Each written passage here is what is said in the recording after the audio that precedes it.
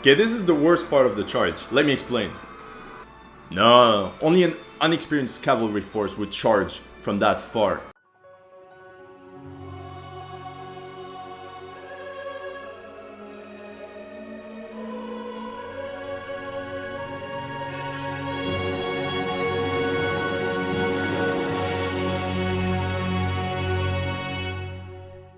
Welcome to History Legends, and in this video I'll do a step-by-step analysis of one of the most beautiful cavalry charges in cinema history.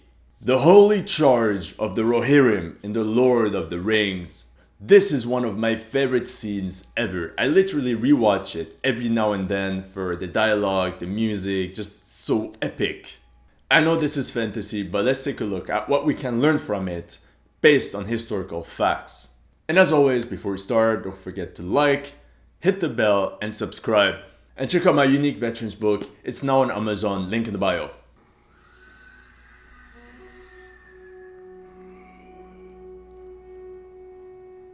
So epic. The visuals are insane. It's 20 years old, still unmatched to this day.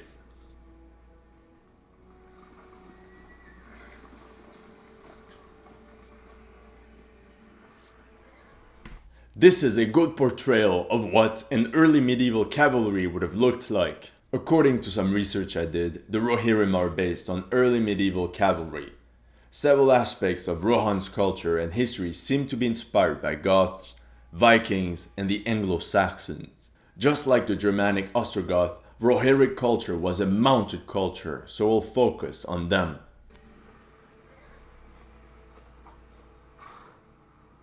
Okay, you see this? This is not a medieval armor. Although it looks cool, it's not medieval. This armor is historically associated with the Renaissance. First of all, it covers the entire body. The metal is worked, chiseled, detailed to a point that was only technologically possible starting in the 15th and 16th centuries. Okay, this is the huge battlefield, but there's a problem. Lindy Beige already mentioned this, so we won't talk too much about it, but do you notice how the castle is surrounded by barren land? There are no villages, no crops, no cattle, not even roads.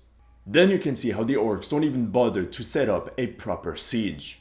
They immediately launch a frontal attack on the walls. I mean, the orc army is big enough to fully surround the city, but notice how there's no camp, no baggage train, no trenches or walls to protect them from a sortie.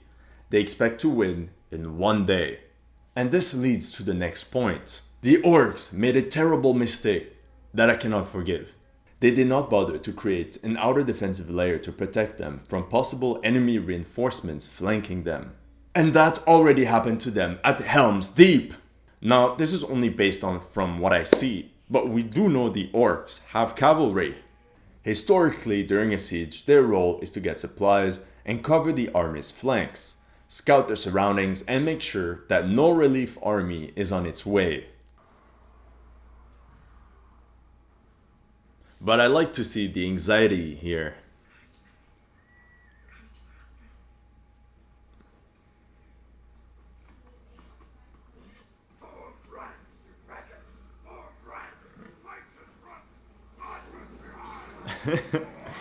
Okay, it looks cool, but doesn't make sense. A cavalry charge is based on two factors, a shock component and a psychological one. By forming ranks, the defending army is tighter, more compact, and more suitable to sustain the initial shock of the cavalry charge. It also allows men to feel safer, surrounded by their buddies, and make sure they don't flee and lose cohesion right before impact. So that's good. Now, since the orcs don't have shields, the commander orders the pikemen in front. This is honestly the best thing you could do to stop and break a cavalry charge. You form sort of a phalanx, and the horse's natural instinct is to not get impaled on pointy sticks. However, the idea of placing the archers behind the pikemen doesn't make sense. And I know we all use this tactic in Total War, I did it too, but realistically, it's not possible. Yes, it protects the archers, but the archers will shoot blindly, rendering their volleys totally inefficient. Ideally, an archer needs a clear field of vision of his target in order to shoot straight at it. Otherwise, why spend years in target practice if all you're going to do is shoot and pray? In ancient and medieval times, archers would be scattered in front of the pikemen to pick on the enemy. Once the cavalry starts to approach, they would run back. The pikemen, with their pikes pointing up, would let them in, and the pikemen then close ranks once again. And one can ask, if archers were so important in ancient and medieval times, why were more soldiers armed with lances, swords, and axes?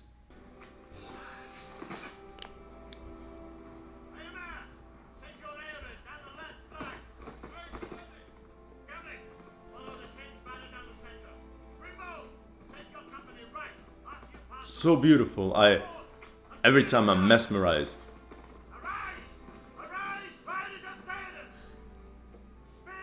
He gives me chills. I love it.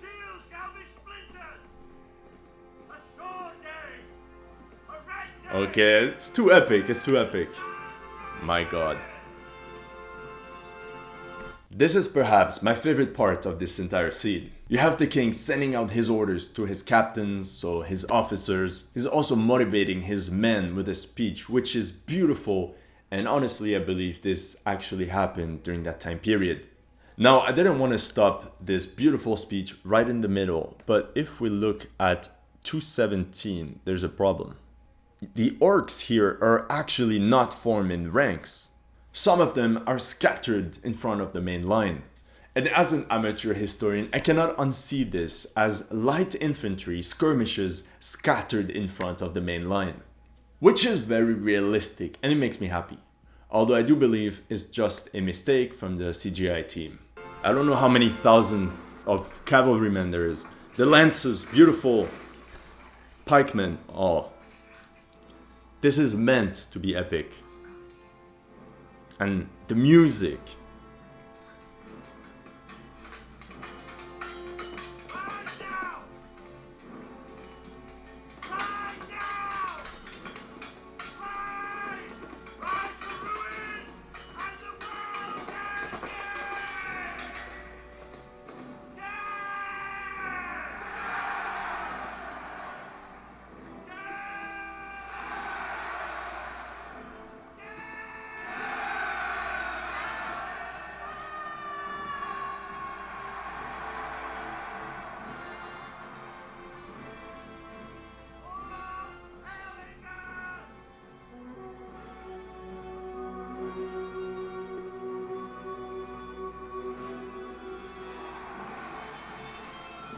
Okay, I barely spoke because it's too amazing. Every time I watch this, I'm fully in the scene.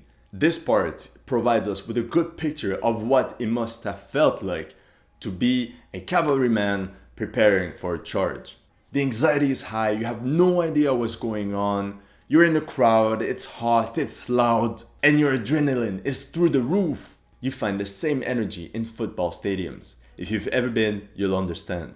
Now, since the cavalry force is rather huge, the king's speech will most likely barely be audible.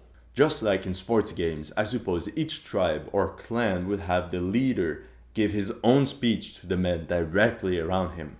And we can assume some slogans would gain traction and echo through the entire army. And just like it's portrayed in this scene, the best way to send out orders is to blow the horns. And different sounds would have different meanings. But this is why armies historically had music bands, because that's the only thing you can hear from a distance. But again, very similar to sporting events with chanting crowds.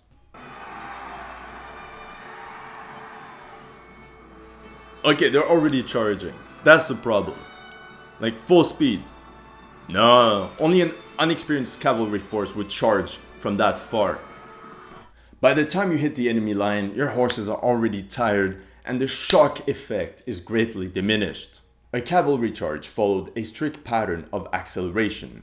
Horses would start moving slowly, they would cover 400 meters in 2 minutes or so, then they would go a bit faster, gallop the last 150 meters, and then full charge the last 30 to 50 meters. The other reason you don't want to charge from a mile away is that your cavalry unit will lose cohesion, and this is exactly what's happening there. Very quickly, the horsemen will all be spread out. In order to have the greatest shock effect, your horsemen have to be tightly packed one to another. That's why the full speed gallop is kept for the end. Okay, now the archers are in front, so why place them behind the pikemen? Okay, this is the worst part of the charge. Let me explain. The horsemen with lances have all but vanished when once seen before they were all on the first line, and now it's only guys with axes and swords. It's okay, but it won't have the same impact when charging the enemy. Historically, they would keep these weapons as secondary once they're done with their primary weapon, the lance. The purpose of a lance is to thrust into the enemy line from a distance and cause it to break. The second thing is how they don't use their shields. The horsemen leave the shields attached on the side for purely aesthetic reasons. Logically, the horseman holds the strap in his left hand and his shield attached to his arm. If he ducks a bit, he is both protected by the shield and the horse. And then he would hold the lance under his right arm. Okay, you see they're at full speed for a mile now. And the typical fire. One question I always ask myself when watching this scene is that when archers shoot at horsemen, the horses fall, but all the horses behind should logically trample on top of the horse, right? Like we said before, the horses would simply be slowly galloping, and if they're hit, they just fall but won't cause this trampling domino effect. But again, they would only be under enemy fire for 10 to 20 seconds. And let's be honest, the accuracy of archers with massive horses 10 seconds away from running you over is debatable.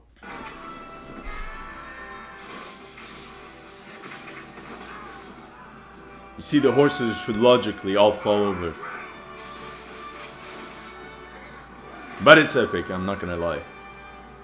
Okay, in real history, they should charge now at full speed. Okay, you see this expression of fear from the defending forces? Beautiful. I love the facial expressions of the orcs. They're scared and it's normal. This is the psychological effect of a cavalry charge we mentioned early on. And it's very normal because they see 500 kilo horses charging at them, about to trample them. Usually, if defenders are poorly trained or lack cohesion, they will break before impact. Okay, we backtrack. Okay, this is the shock. Do you see this? Beautiful scene. If an infantryman was hit at full gallop by a horseman, he was thrown backwards with such a momentum. He knocked over several of his comrades and he was more often than not killed.